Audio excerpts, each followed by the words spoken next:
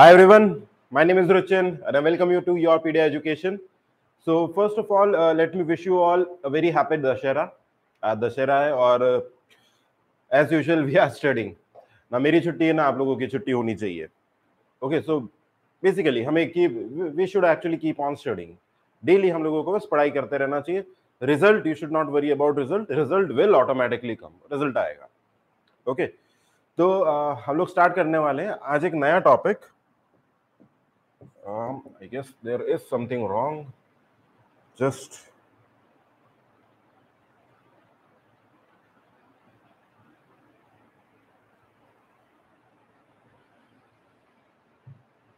okay.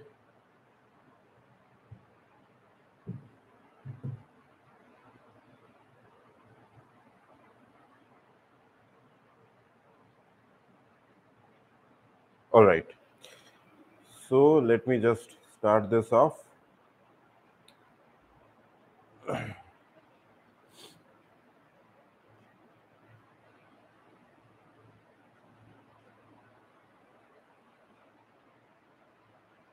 All right. चलिए आज का हमारा सिस्टम हम लोग स्टार्ट करने वाले हैं. सो आज क्या पढ़ेंगे?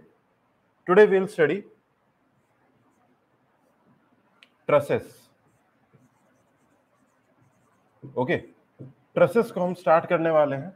बहुत जरूरी, बहुत इंपॉर्टेंट टॉपिक है. अगर आप बात करें गेट या इंजीनियरिंग सर्विसेज की, this topic trusses is one of the most important topics जो एग्जाम में आता है.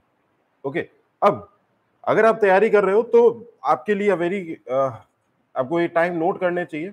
मॉर्निंग 9:30 AM हमारा सिविल का क्लास है. Then from 11 AM we have class of engineering maths and aptitude. और उसके बाद में 4 बजे हमारा सेशन रहता है for environmental sciences. So those who are interested, please do come and join. Let me write today's topic. In theory of structure, we'll be starting off with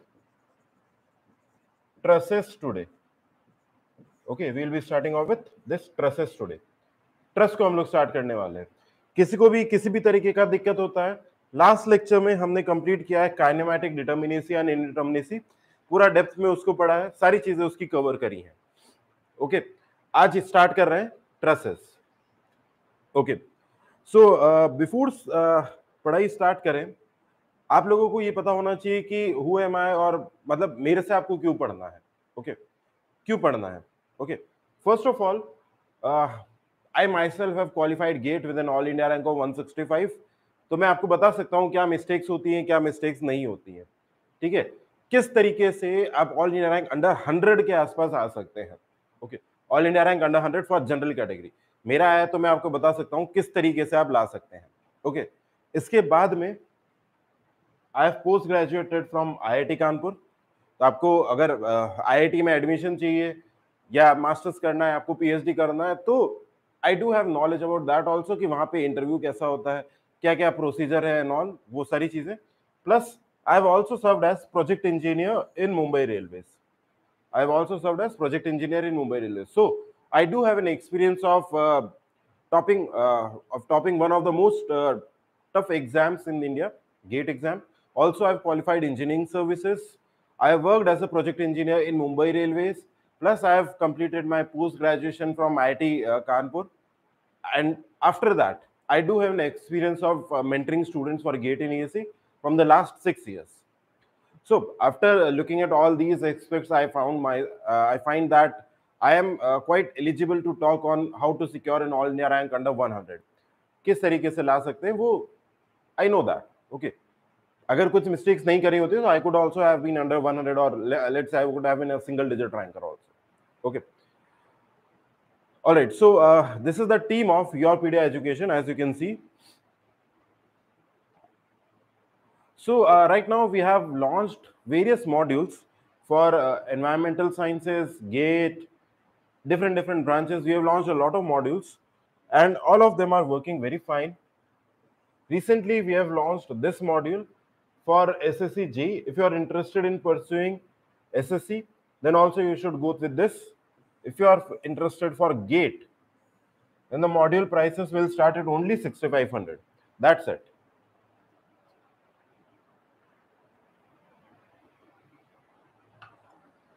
it will start in only 6500। Okay, अभी जितने भी mechanical के students हैं उनके लिए PSU के लिए Cochin shipyard का micro module is launched. Okay, the price is only 2100। इस 2100 में you will revise complete subject, complete not just subject, complete engineering को आप रिवाइज कर लोगे, मैकेनिकल इंजीनियरिंग को, with all the numerical questions and all, that too at just rupees 2100। okay, likewise we have a lot of different modules, तो आप इसको website पे visit कर सकते हैं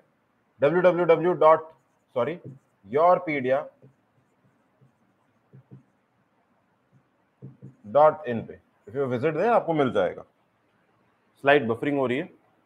okay, so like we have come up with another module जो कि gate और इसके लिए फॉर 22 एंड 23।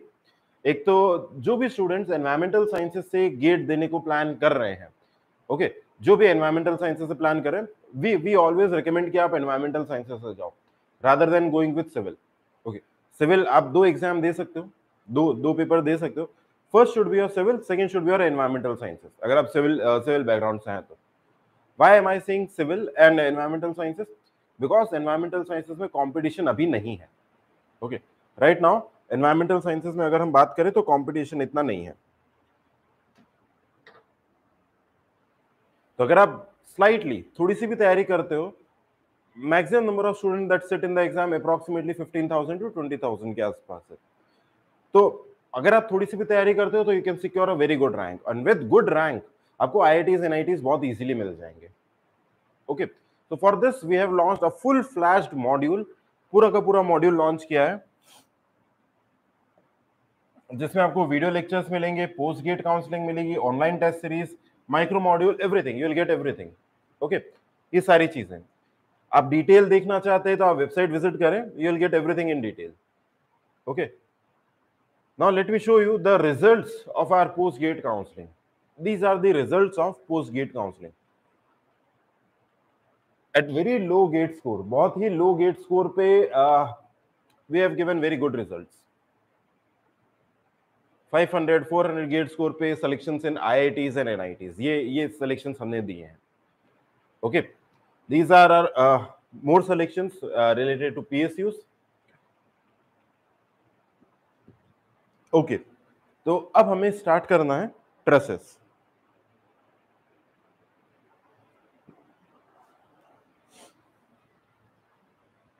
ओके,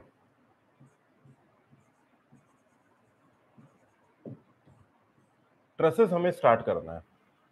अब देखो सिंपल सा यहाँ पे सभी लोग नोट करते जाना, ट्रसेस का मतलब क्या हो रहा है। हमें बेसिकली ट्रसेस में क्या करना है, हमें करना है एनालिसिस पार्ट। ओके, एनालिसिस करना है। एनालिसिस का मतलब क्या है, to find forces in different members of the truss. Truss के डिफरेंट डिफरेंट मेंबर्स में हमें फोर्सेस निकालने हैं। Okay, now those forces can be either tensile और it can be compressive. It can be either tensile और it can be compressive, दोनों में से कुछ भी हो सकता है, टेंसाइल या कंप्रेसिव कुछ भी हो सकता है। अच्छा, अब सवाल ये उठता है कि ये मुझे क्यों करना है, वाई, हम फोर्सेस क्यों निकालें, क्या जरूरत है फोर्स निकालने की, और ये क्यों बताएं कि टेंसाइल है या कंप्रेसिव है, क्योंकि जब तक आपको वजह नहीं पता होगी तब तक आप क्यों पढ़ेंगे। ओके, जैसे मैंने आपको वजह बताई थी कि काइनेमेटिक इंडिटरमिनेसी और स्टैटिक इंडिटरमिनेसी हमें क्यों पढ़ना है, लास्ट में बताई वजह, क्योंकि एक बार समझ में आ जाएगा तो वजह समझ में आना ईजी होता है। इसमें ऐसा नहीं कर सकते, इसमें आपको पहले पता होना चाहिए कि हमें ट्रस क्यों पढ़ना है। अगर आपको सेमेस्टर में क्वेश्चन आता है 10 नंबर का 15 नंबर का, एक ही क्वेश्चन आता है पूरा कि find the forces in the members of the truss, ये निकालो। अब हमें क्यों निकालना है, एनीवन, क्या कोई बता सकता है कि हम ट्रस के अंदर फोर्सेस क्यों निकालते हैं, tensile compressive whatever it is, forces क्यों निकालते हैं, कोई भी?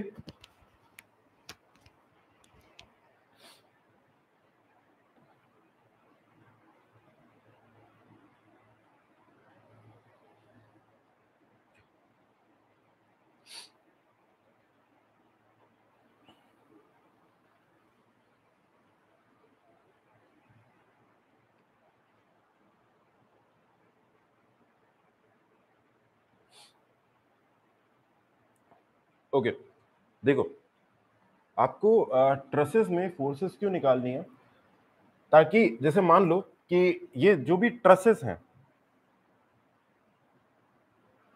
जैसे ये ट्रस है,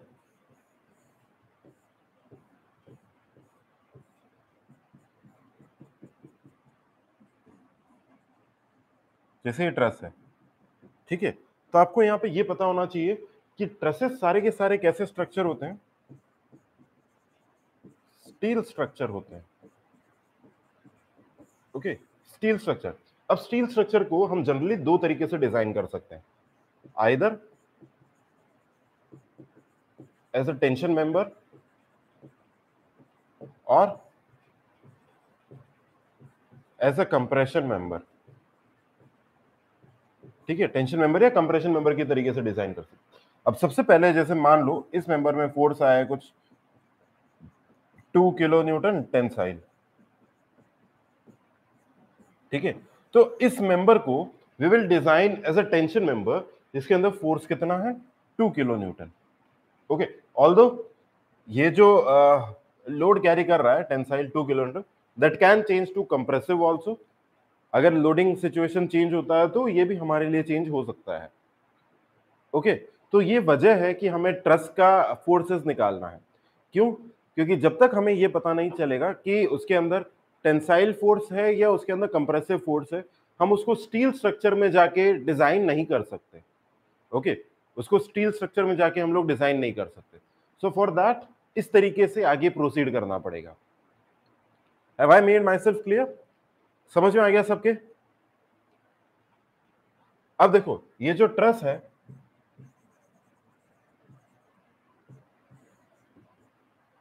दो तरीके के हैं, एक है 2D और एक 3D। अब 3D directly is not in your syllabus,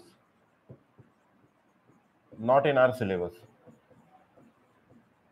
ये तो हमारे सिलेबस में ही नहीं है, ठीक है, तो उसे हमें कुछ नहीं करना है। अब बात करते हैं 2D की। 2D में हमारे पास दो हैं, एक हो गया डिटर्मिनेट और एक हो गया इनडिटर्मिनेट।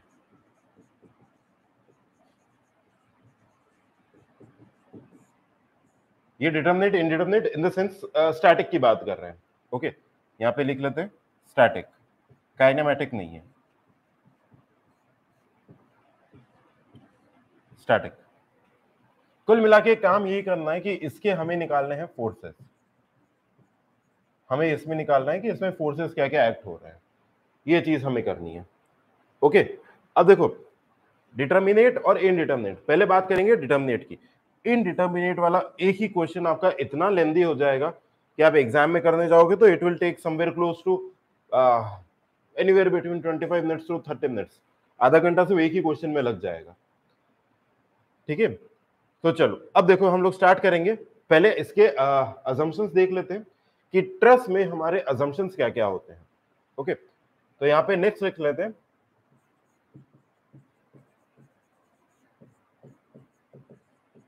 assumptions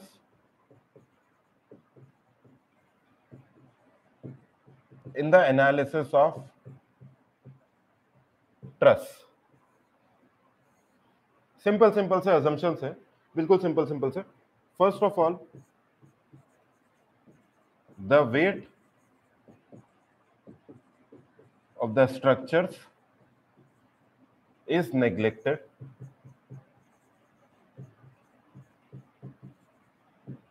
ठीक है, वेट ऑफ द स्ट्रक्चर हम लोग नेग्लेक्ट कर ले, यानी सेल्फ वेट की बात कर रहे हैं। अगर यहाँ वेट लिख रहा हूं तो that means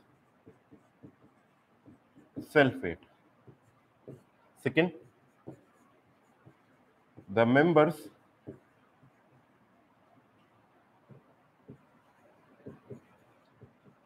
of the truss are subjected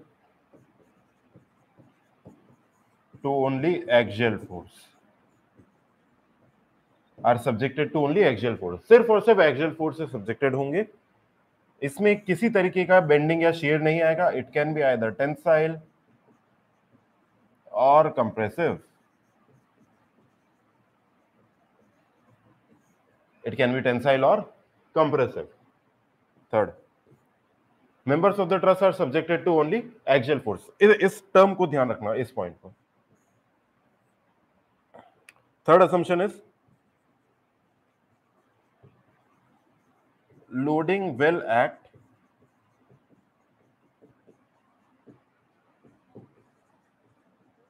at the joints only. Loading कहां पे एक्ट करेगा? सिर्फ और सिर्फ जॉइंट पे. जॉइंट के अलावा किसी भी जगह पे लोडिंग एक्ट नहीं करेगा. Fourth, loading is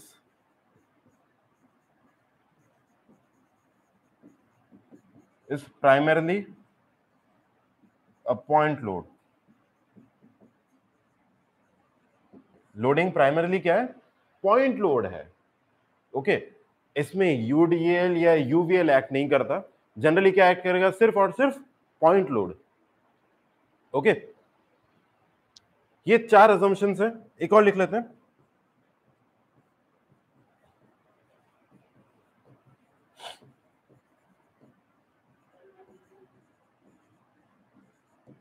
Hooke's law is valid. Okay, Hooke's law is valid. यहां पे आगे समझ में, ये 5 अजम्पशंस हैं. ओके, ये 5 अजम्पशंस. अगला हम लोग आते हैं, ये सबने लिख लिए. एक्सियल फोर्स लगेगा. मान लो जैसे अगर मैं ट्रस बनाता हूं, ये सिंपल सा ट्रस, ये हर बार ऐसा ही बनाएंगे सिर्फ समझने के पर्पज से.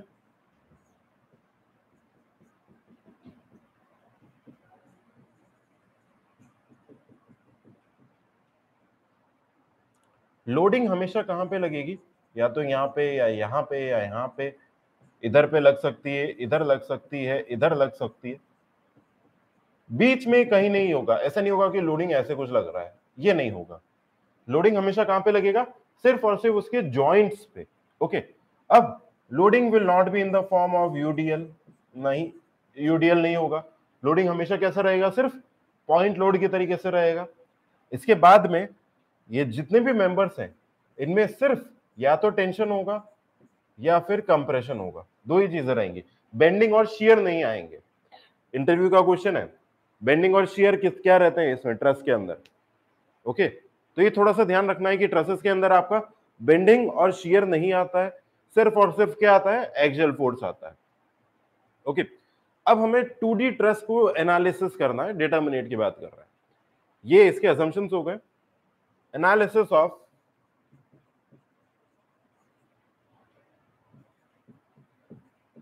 analysis of 2D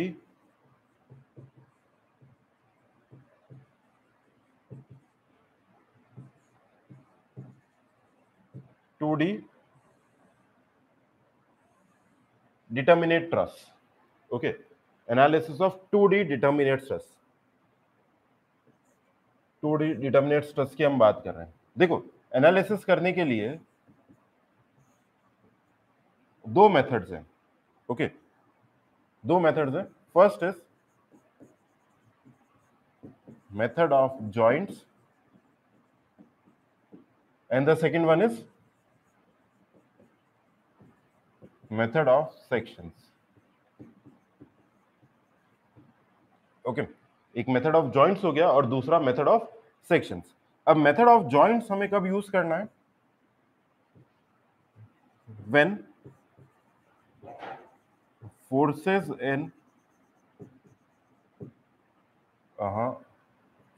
in all the members of the truss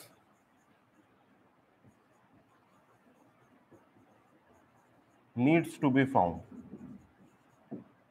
Okay, needs to be found. जब सारे के सारे मेंबर्स में हमें फोर्सेस निकालना हो, तब हम क्या यूज करेंगे? Method of joints. Now this is a method जो आप बहुत आसान है और सभी में लगा सकते हैं. ओके, सभी लोग इसको लगा सकते हैं. नेक्स्ट आता है method of sections. It is to be used when forces in a few members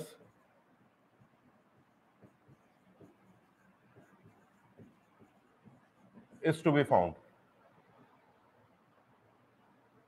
and forces in only a few members is to be found.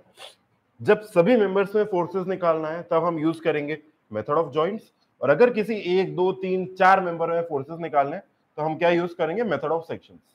अब method of sections is slightly a bit complicated, थोड़ा सा complicated है। अब जरूरी नहीं है कि आपको 2 मेंबर्स में फोर्सेस निकालने को बोला है तो आप मेथड ऑफ सेक्शन ही लगाएंगे, ओके, दैट्स नॉट नेसेसरी। आप मेथड ऑफ जॉइंट सब में लगा सकते हैं। मेथड ऑफ जॉइंट से हर एक मेंबर में फोर्स निकाल सकते हैं, although it will take a bit more time, but आसान है, इजी है, ओके। चलो अब देखते हैं, हम लोग स्टार्ट करते हैं मेथड ऑफ जॉइंट्स। अब इसके अंदर न्यूमेरिकल्स ही न्यूमेरिकल्स रहेंगे, काफी सारे न्यूमेरिकल्स रहेंगे, okay.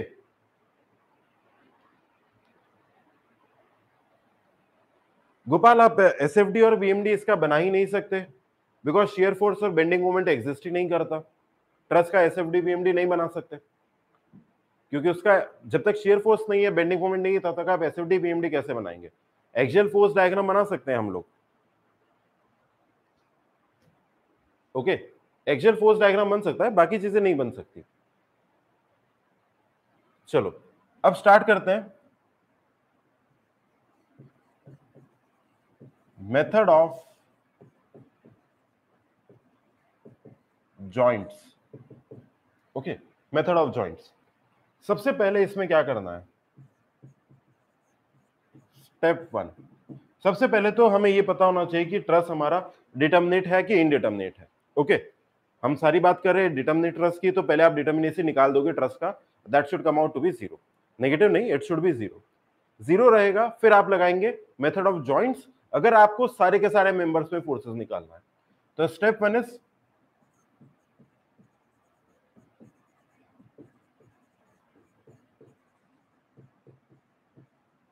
Find the support reactions, ठीक है।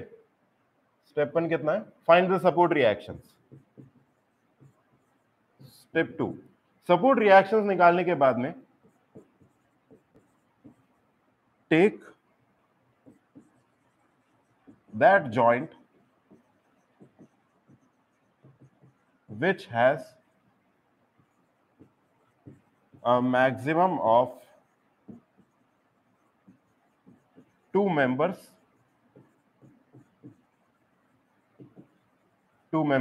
passing through it, only 2 members passing through it। हमें वो वाला जॉइंट कंसिडर करना है जिसमें सिर्फ ज्यादा से ज्यादा 2 मेंबर्स होने चाहिए, ओके, ज्यादा से ज्यादा 2 मेंबर, एक होगा तब भी चलेगा, बट 2 से ज्यादा नहीं होने चाहिए, 3 मेंबर्स नहीं होने चाहिए, तो गड़बड़ हो जाएगी। Step 3,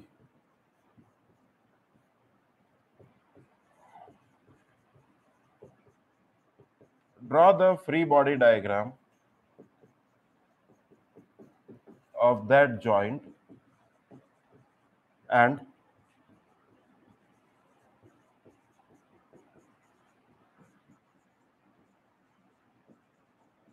find out the forces using equilibrium equations। Equilibrium equations को यूज करना है। कौन कौन से इक्विलिब्रियम इक्वेशन है, यहां पे लिख रहा हूं, सॉरी, ठीक, इस जगह पे लिख रहा हूं, summation of forces in X direction equal to 0 and summation of forces in Y direction equal to 0, okay. इन दोनों को यूज करेंगे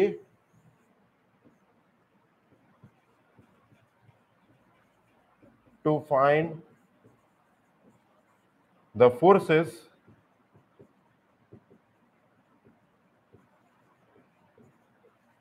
in the members of the truss। क्या ये सबको समझ में आ गया? स्टेप्स डायरेक्टली समझना थोड़ा मुश्किल है जब तक कि हम इसका कोई न्यूमेरिकल नहीं कर लेते, ओके। तो इसका एक न्यूमेरिकल करते हैं ताकि आपको चीजें इजी तरीके से क्लियर हो जाएंगी, ओके, आसान तरीके से क्लियर हो जाएंगी।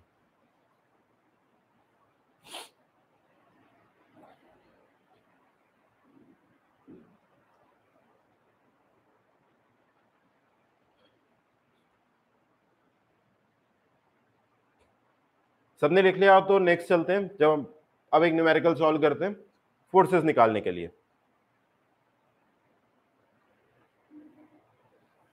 मैं आपको कुछ टफ क्वेश्चन भी कराऊंगा, बट पहले एक बार थोड़ा आसान क्वेश्चन कर लें, बेसिक समझ लें, उसके बाद में टफ क्वेश्चन पे आते हैं। ओके, ठीक, ओके, चलो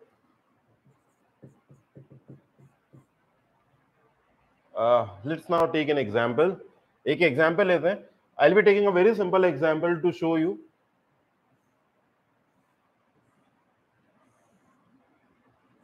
this is a pretty straightforward simple example है। इसको थोड़ा सा बड़ा कर देते हैं।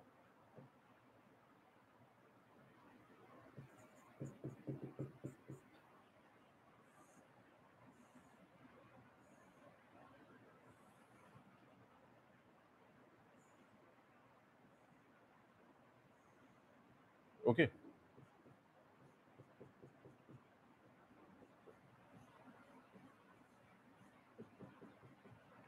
लेट्स से कि यहां पे फोर्स लग रहा है 10 किलो न्यूटन, और यहां पर भी फोर्स लग रहा है 10 kilo newton. This distance is 3 metre, 4 metre and 3 metre.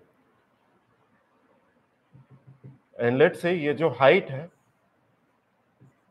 This height is 4 metre. Okay, this is support A and ये है हमारा support B. Okay, support A और सपोर्ट बी है। अब इसमें हम लोगों को निकालनी है what are the forces in the members. Okay, सारे मेंबर्स में हमें फोर्सेस निकालनी है। क्या करते हैं, सबको नाम दे देते हैं, C, D, E and F. Okay, ये सब कुछ हमने निकाल लिया है। तो देखो, अब क्या यहाँ पे ये चीज करी जा सकती है, और okay let's do one thing, थोड़ा सा इसको इजी करने के लिए, E F, this is going to be F. Let me just do one thing, मैं यहां से ये डिस्टेंस को 3 मीटर की जगह let me make it 4 metre, ताकि हमारा क्वेश्चन बहुत आसान हो जाएगा, लेंदी नहीं रहेगा क्वेश्चन। ओके, लेंदी नहीं रहेगा। चलो, फर्स्ट स्टेप क्या है कि we have to find what are the reactions. एक आर ए और एक आर बी। एक आर ए और आर बी का हम लोगों को सबसे पहले वैल्यूज निकालनी है। ठीक है, ऑल्दो यहाँ पे एक और रिएक्शन आएगा हॉरिजॉन्टल एट ए। ठीक है, मान लेते हैं ये चीजें निकाल लेते हैं। Fine,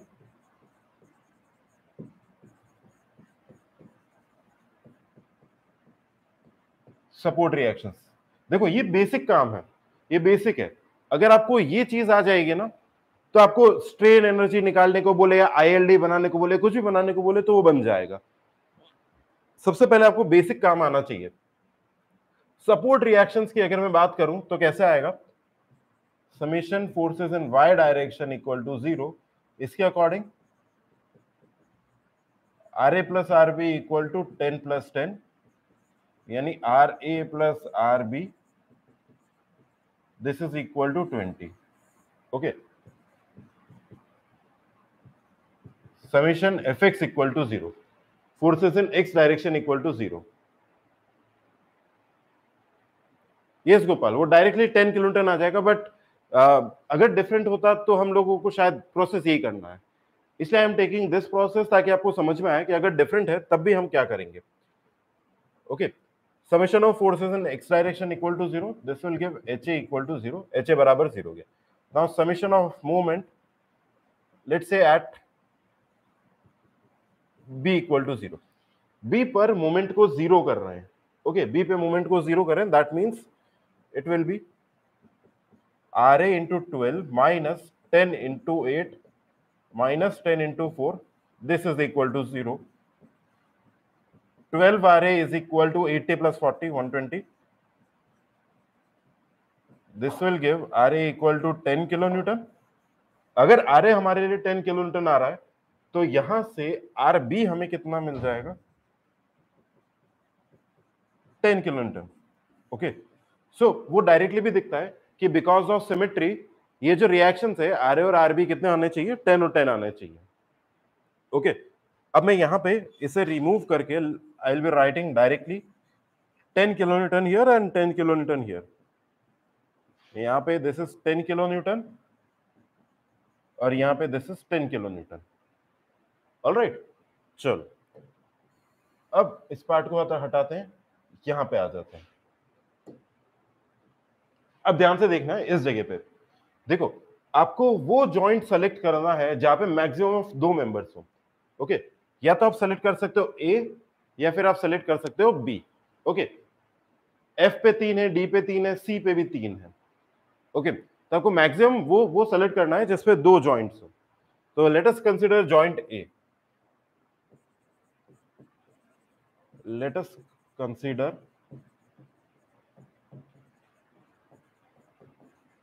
joint A। ओके, अब जॉइंट ए ऐसा है, यहां पे ऊपर की तरफ एक रिएक्शन लग रहा है 10 किलो न्यूटन का। ए में हम लोग मान लेते हैं कि ये लग रहा होगा फोर्स इन ए और एक यहां पे force in A C, that's it. Tensile force मान लेते हैं अभी के लिए, force in A and force in A C. अब मुझे ये बताओ ये एंगल कितना होगा, this angle will be equal to 10 theta. कितना आएगा, this upon this 4/4 that is equal to 45 degrees.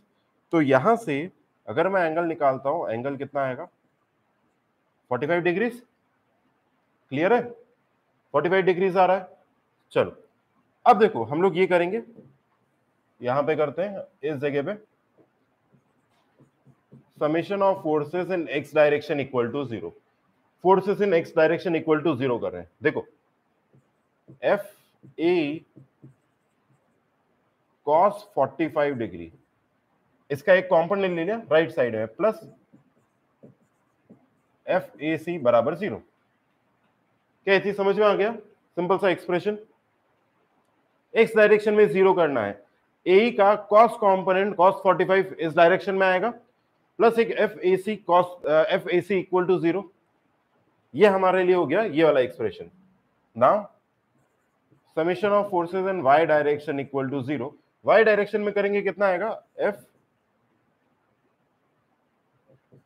ए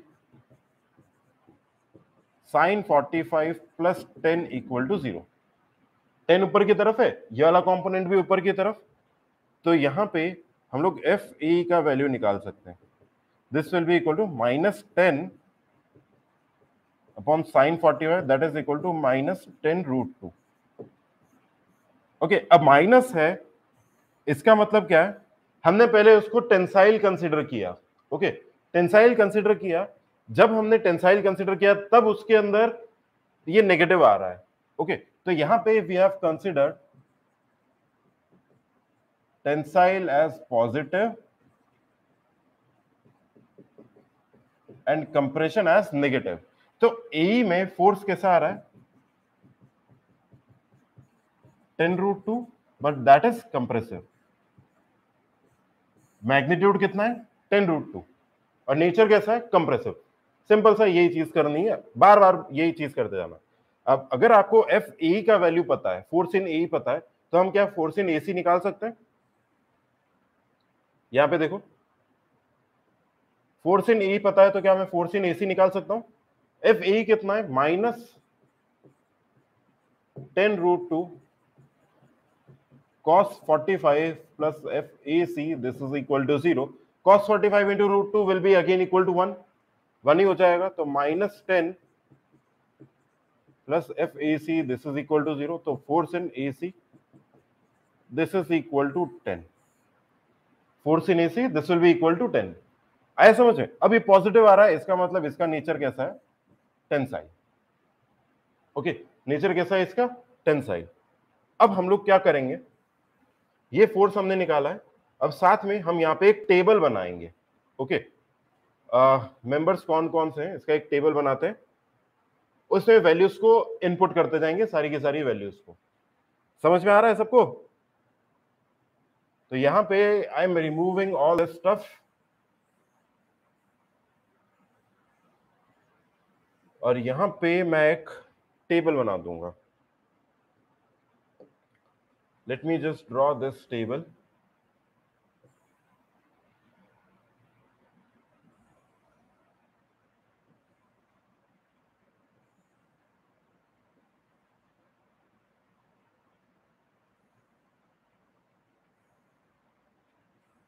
इसके अंदर will fill all the data. Actually question थोड़ा लेंदी है तो एक लेक्चर में नहीं होगा, हो सकता है हमें कल का लेक्चर भी इसी में लग जाए। फर्स्ट वाले में हमारे पास आएगा विच मेंबर, देन फोर्स, उसके बाद में आएगा नेचर। ओके, नेचर में कंप्रेसिव है या टेंसाइल है, ये चीज आएगी। तो मेंबर देखो, सबसे पहले हमारे पास A, okay, A E and we have A C, then we have A हो गया, ई को पकड़ते हैं, ई एफ हो गया,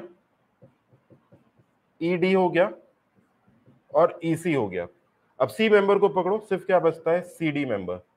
ओके, सी डी मेंबर। अब हमारे पास एफ जॉइंट लेते हैं तो हमारे पास में आएगा F D, F B and एक और मेंबर आएगा, थोड़ा सा टेबल और बड़ा होगा, एफ डी, एफ बी और एक बी डी। ओके, तो यहां पे एक मेंबर और बनेगा,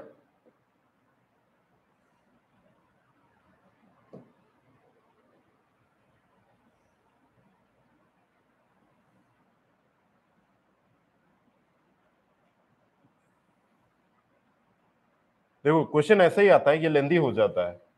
ओके, बट एक ही क्वेश्चन करेंगे, अच्छे से समझ में आना चाहिए। और एक हमारे पास हो गया बी डी। ओके, ये कंप्लीट हमारी टेबल हो गई। अब इसमें देखो हमारे पास फोर्स किस किस में आया, एक तो ए में आया 10√2 और एक हमारे पास में आया है ए में 10, ए में 10√2 और ए सी में 10।